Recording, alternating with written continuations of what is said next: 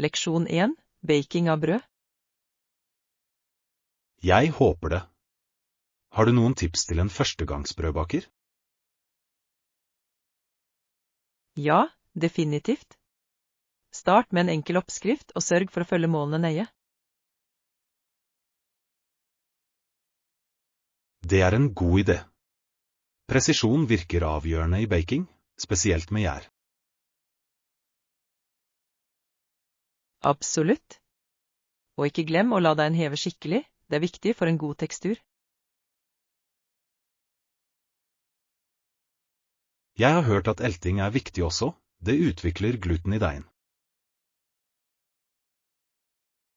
Nøyaktig. Helt det til det er glatt og elastisk for best resultat. Jeg gleder meg til å prøve det. Jeg vil gjerne ha ferskt brød hjemme. Ja, det er ingenting som er som lukten av å bake brød, det er så trøstende. Jeg gleder meg til å smake på resultatene. Forhåpentligvis går det bra. Leksjon 2. Hotellfasiliteter. Hotellet høres også nydelig ut. Ja, vi har en restaurant som serverer frokost, lunsj og middag. Det er fantastisk. Det er alltid hyggelig å ha spisesteder akkurat der du bor. Absolutt. Det gjør det praktisk, spesielt etter en lang dag med utforsking. Ja, og jeg elsker å prøve lokal mat når jeg reiser, så det er en bonus å ha en restaurant på stedet.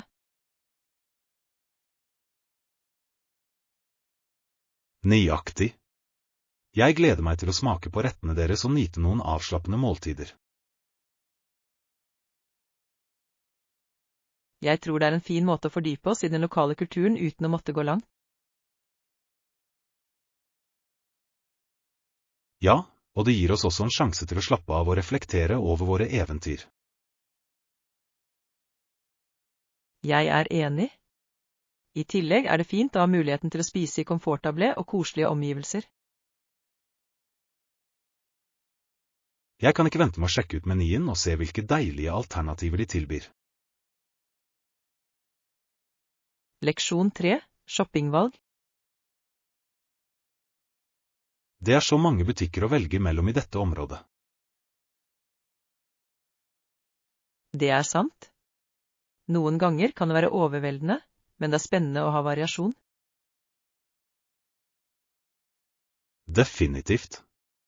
Har du noen spesifikke butikker i tankene du vil besøke?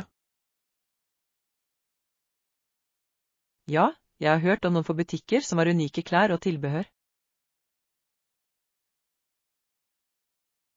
Det høres spennende ut. Jeg elsker å støtte lokale bedrifter som tilbyr noe annerledes. Absolutt. I tillegg kan du finne varer som du ikke vil se i større kjedebutikker. Ja, og de unike funnene har ofte en spesiell historie bak seg. Nøyaktig. Jeg tror det er mer meningsfylt å handle på steder som gjenspeiler den lokale kulturen. Jeg er enig. La oss lage en liste over butikkene vi ønsker å besøke og planlegge handleruten vår. Leksjon 4. Minne og verdi. Jeg ville håpe at jeg hadde en god hukommelse slik at jeg kunne huske alt viktig. Det er en verdifull ferdighet å ha. Våre minner former hvordan vi oppfatter opplevelser og mennesker. Nøyaktig. Jeg har lagt merke til at jeg noen ganger glemmer små detaljer som kan være viktige senere. Ja, og det kan være frustrerende når du ikke kan huske noe du vet du bør huske. Jeg er enig. Å føre en journal eller notater kan bidra til å fange disse øyeblikkene for fremtidig referanse. Absolutt. Det er en fin måte å bevare minner og reflektere over dem senere. I tillegg kan det være en morsom aktivitet å se tilbake på det du har skrevet over tid. Ja, jeg tror det å dokumentere erfaringer gir dybde til vår personlige historie. Jeg vil gjerne starte en dagbok for å fange tankene og minnene mine mer effektivt. Leksjon 5, treningstime. Hei, har du hørt om den nye treningstimen på treningssenteret? Ja, det har jeg. Det høres spennende ut. Jeg har lett etter en ny måte å holde meg aktiv på. Jeg også. Jeg tror å prøve nye klasser kan holde ting friskt og morsomt. Absolutt. Variasjon er nøkkelen til å opprettholde motivasjon og interesse for fitness. Jeg er enig. I tillegg er det en flott mulighet til å møte nye mennesker som deler lignende helsemål. Ja, og energien i gruppetimer kan være veldig motiverende. Sikkert. Jeg gleder meg til å prøve den og se hvordan den er. Samme her. Jeg tror det kan være et flott tillegg til rutinene våre. La oss planlegge å gå sammen. Det blir morsommere på den måten. Leksjon 6, daglig inkorporering.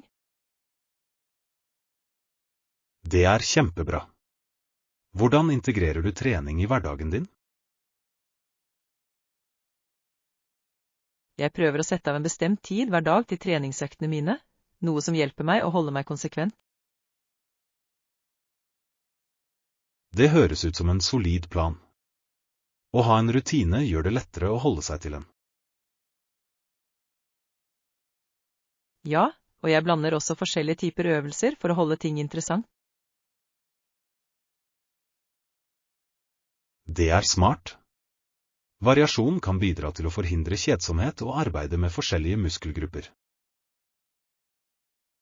Nøyaktig. Jeg liker å veksle mellom kondisjonstrening, styrketrening og spenst. Det er en flott tilnærming. Det sikrer et godt avrundet treningsprogram.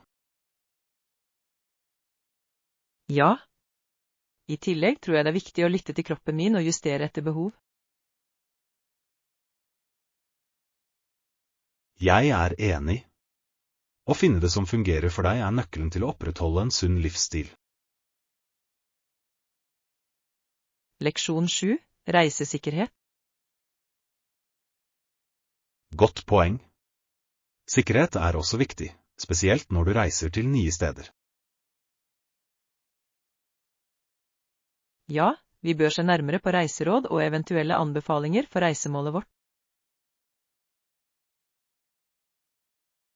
Absolutt. Å være informert kan hjelpe oss å unngå potensielle risikoer og holde oss trygge. Jeg er enig. Det er alltid bedre å være proaktiv når det gjelder sikkerhet når du planlegger en tur. Ja, og det kan også være nyttig å se etter lokale skikker eller forskrifter. Nøyaktig. Å forstå kulturen kan forbedre opplevelsen vår og forhindre misforståelser. Jeg tror det er viktig å respektere lokal praksis samtidig som vi prioriterer sikkerheten vår. Ja. Litt forberedelse kan gå langt for å sikre en jevn og hyggelig tur.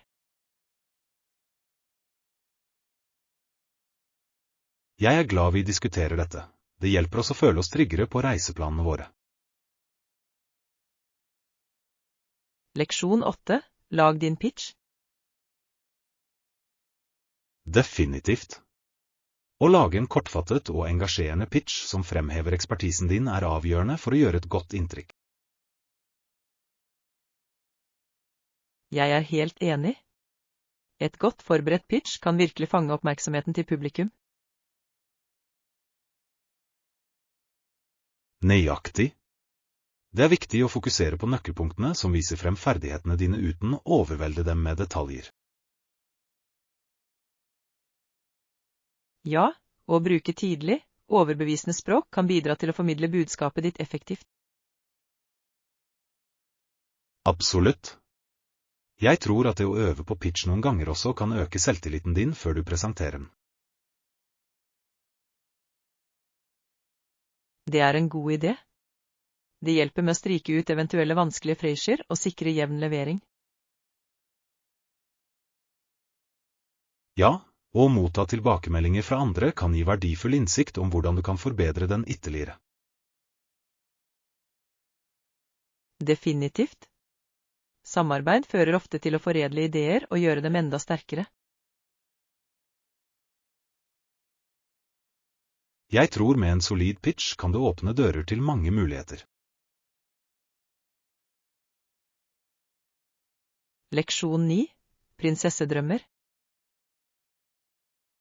Noen ganger tenker jeg at jeg gjerne vil være en prinsesse. Det virker som et så glamorøst liv. Det er en interessant tanke. Å være prinsesse kommer med mange fordeler, ikke sant? Absolutt. De vakre kjolene, de store ballene og den kongelige behandlingen ville vært fantastisk. Ja, men jeg lurer på om det er så perfekt som det virker. Det må være mye ansvar også.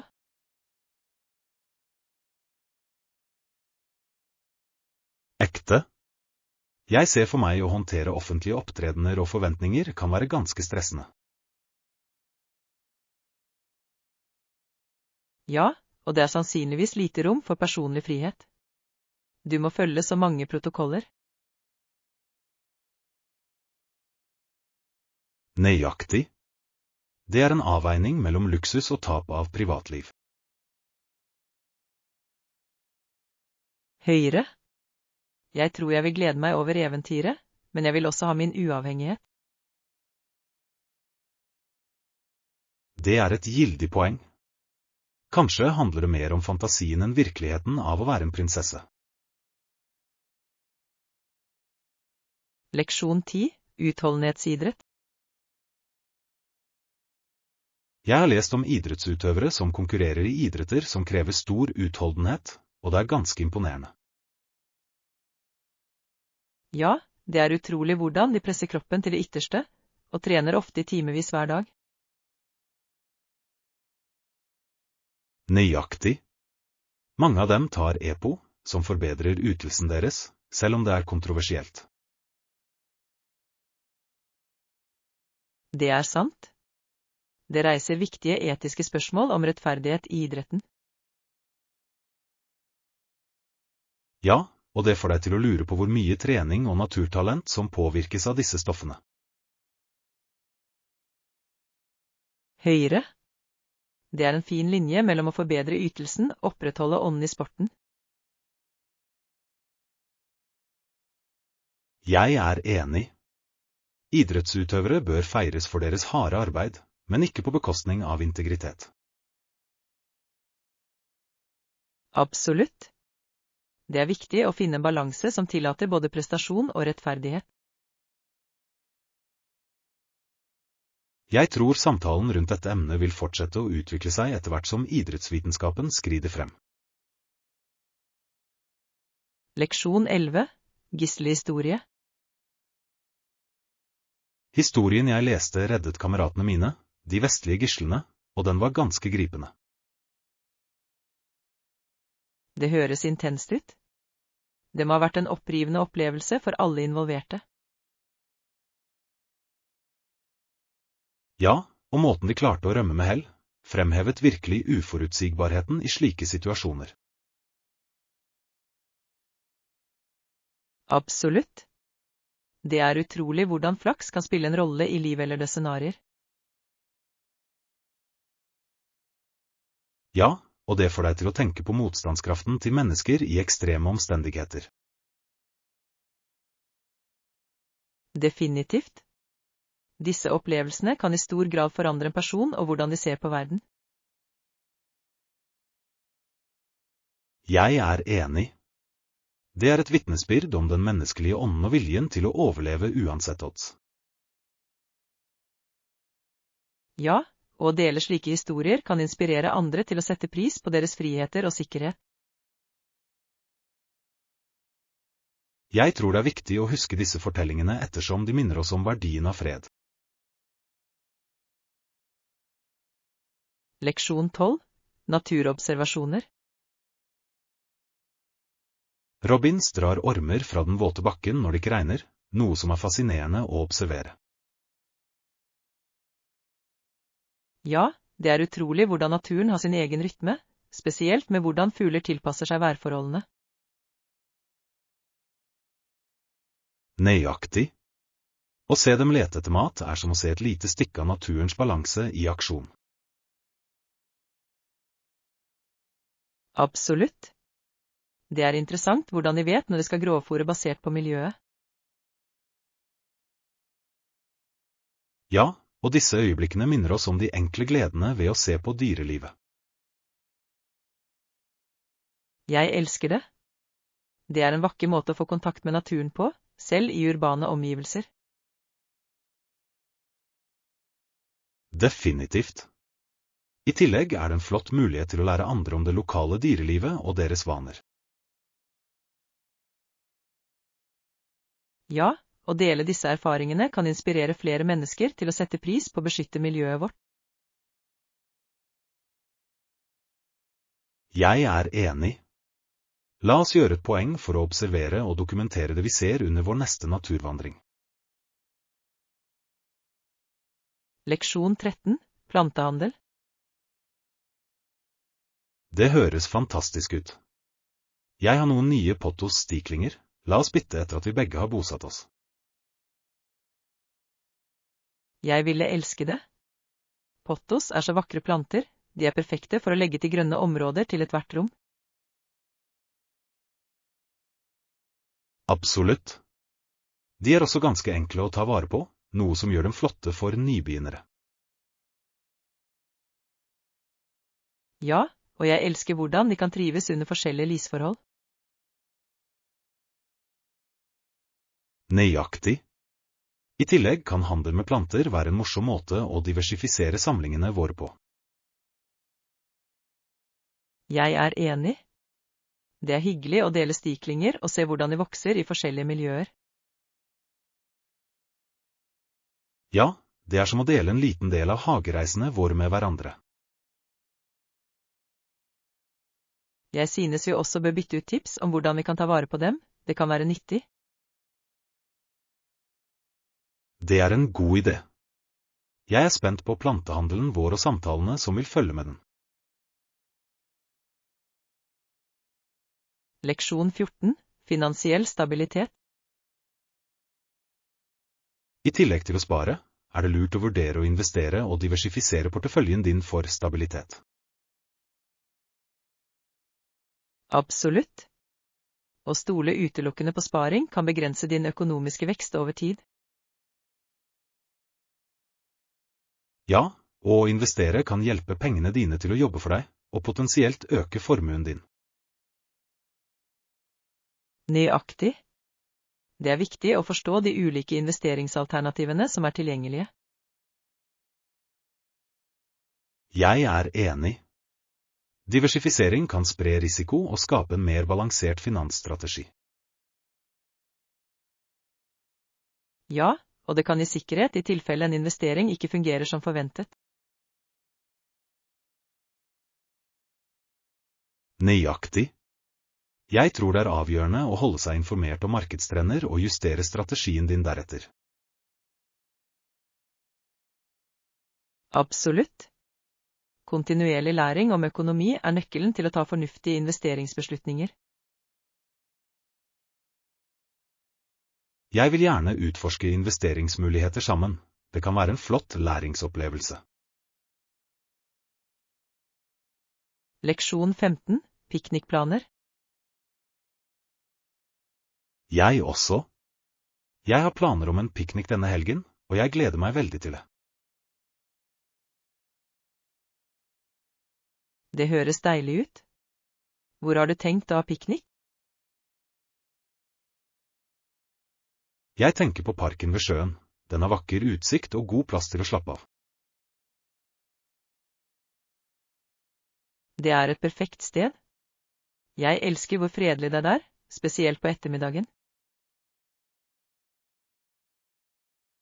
Ja, og naturen gir et flott bakteppe for å nyte god mat. Absolutt. Hva slags snacks planlegger du å ta med? Jeg skal pakke noen smørbrød, frukt og kanskje noen godbiter til dessert. Det høres deilig ut. Jeg vil gjerne ta med noen hjemmelagde kaker og dele også. Flott idé. La oss koordinere piknikkurvene våre for en morsom dag utendørs. Leksjon 16, sportsdominans.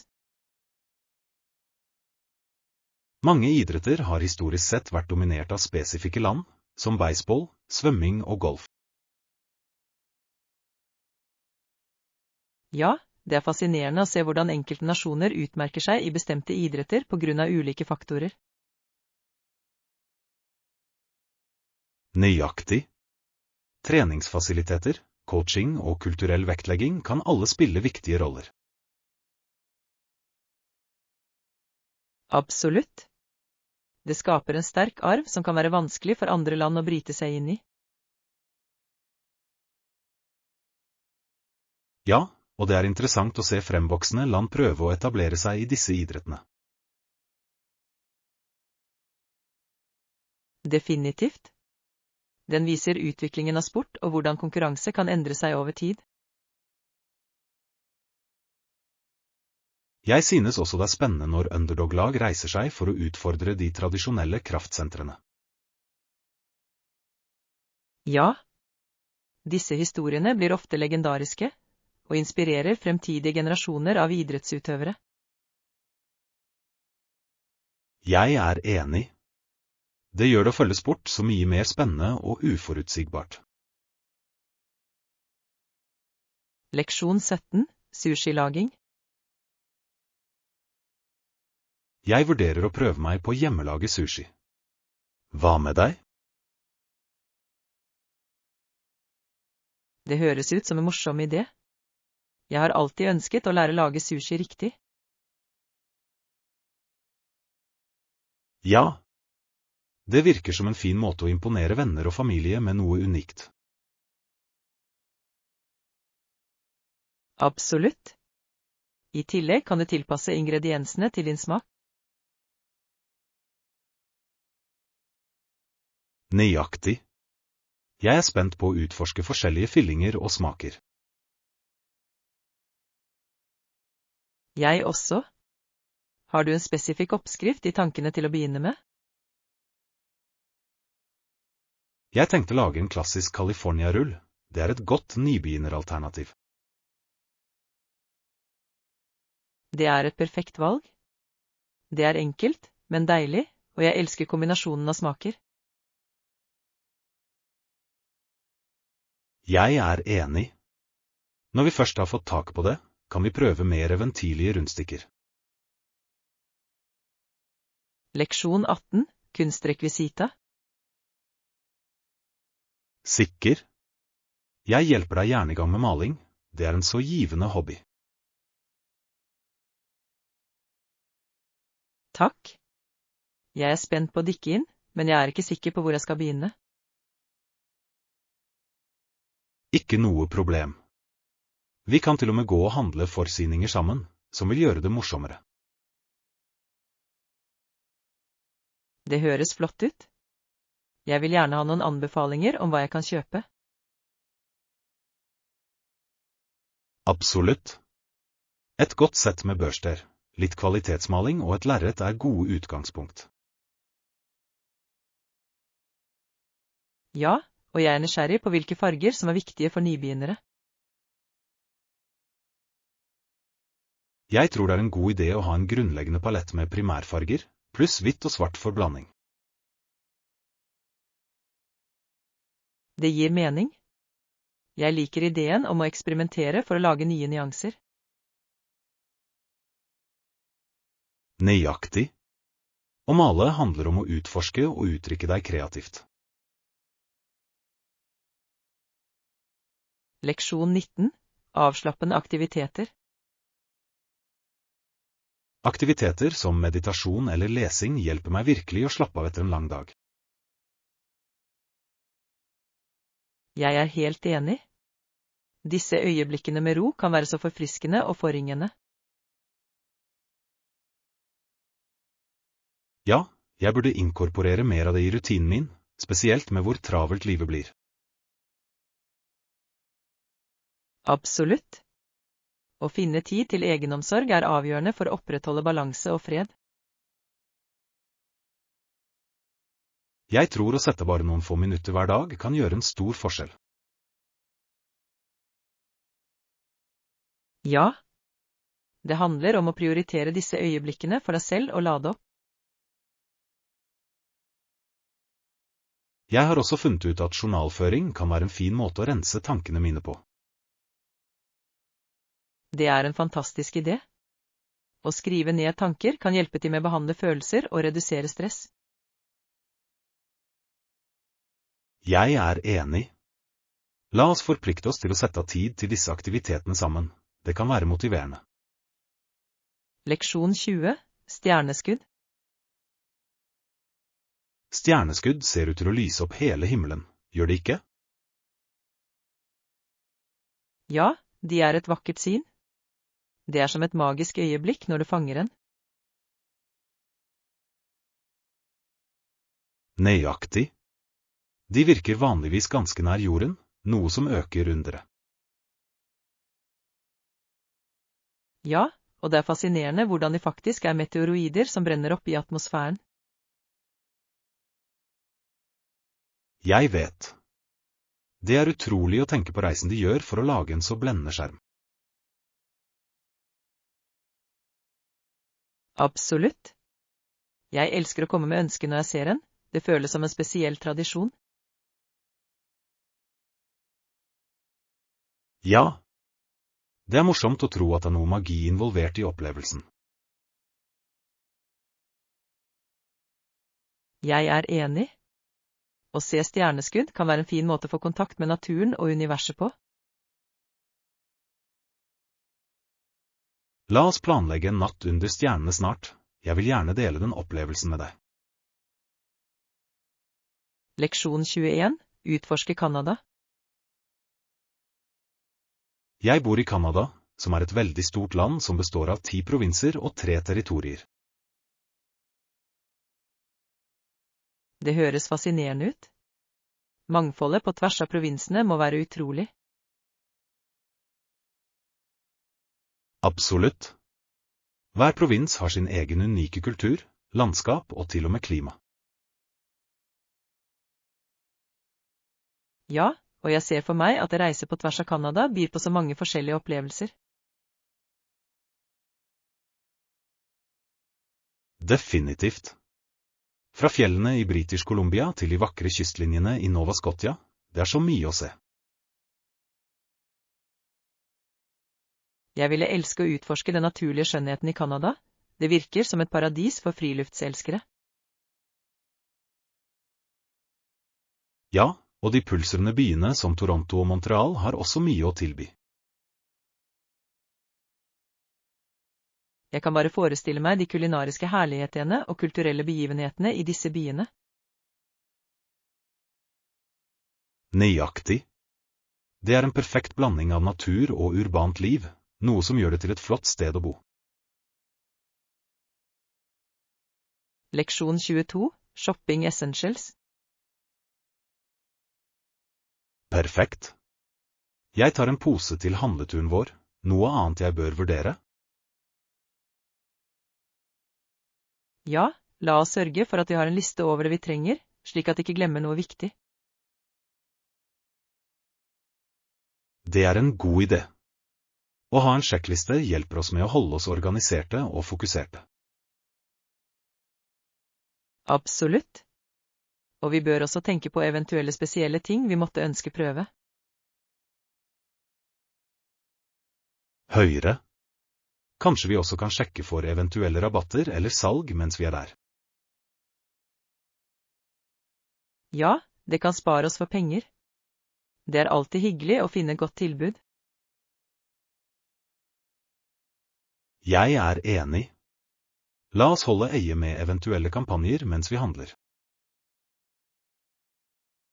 Definitivt. Jeg tror vi får en produktiv shoppingdag hvis vi holder oss til planen vår. Jeg gleder meg til å se hva vi finner. La oss gjøre denne shoppingturen hyggelig. Leksjon 23. Smart shopping. Skjønner det.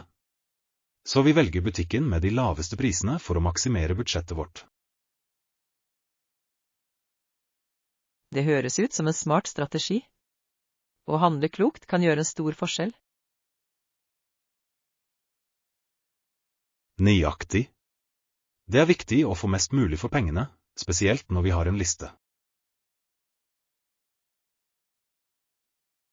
Ja, å sammenligne priser kan virkelig hjelpe oss med å ta informerte beslutninger. Absolutt. I tillegg er det givende å finne gode tilbud og spare penger. Jeg er enig. Det føles flott å vite at vi får mest mulig ut av handleopplevelsen vår. Ja, og det kan også være en morsom utfordring å se hvem som finner den beste handelen. Jeg elsker den ideen. Det vil gi litt spenning til handleturen vår. Definitivt. La oss se hvem som kan se de beste tilbudene først.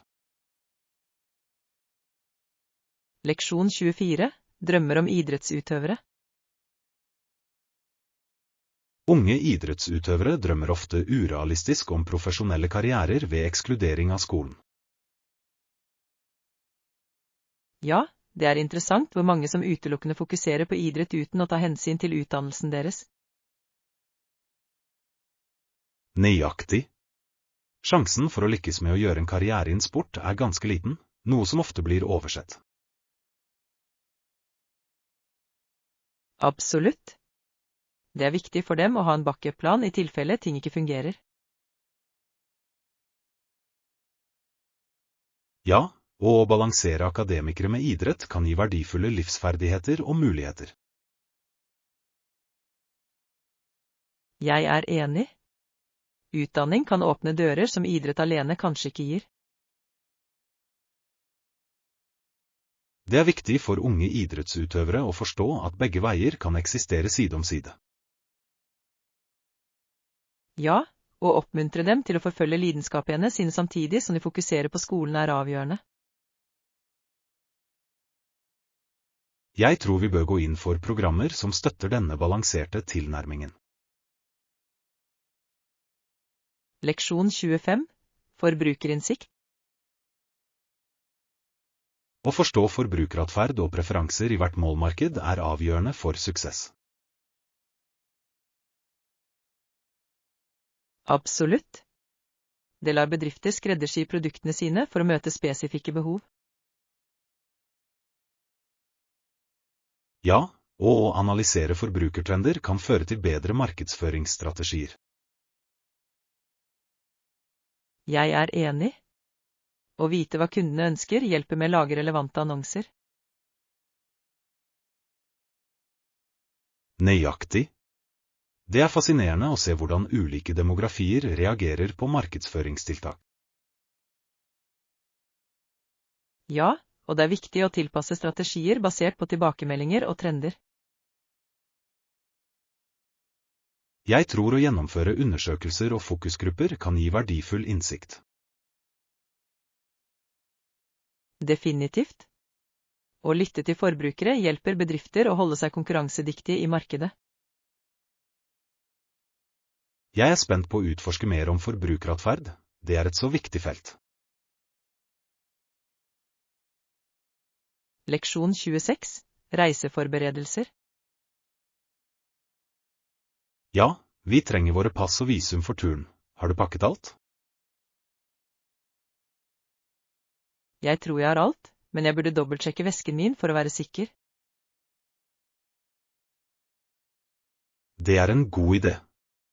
Det er alltid bedre å være overforberedt enn underforberedt. Absolutt. Jeg skal lage en sjekkliste for å sikre at jeg ikke har glemt noe viktig. Flott plan. Jeg vil gjøre det samme for å holde ting organisert og stressfritt. Ja, og det er en god mulighet til å gjennomgå eventuelle reisedokumenter vi trenger. Nøyaktig. La oss sørge for at vi har alle nødvendige papirer i orden.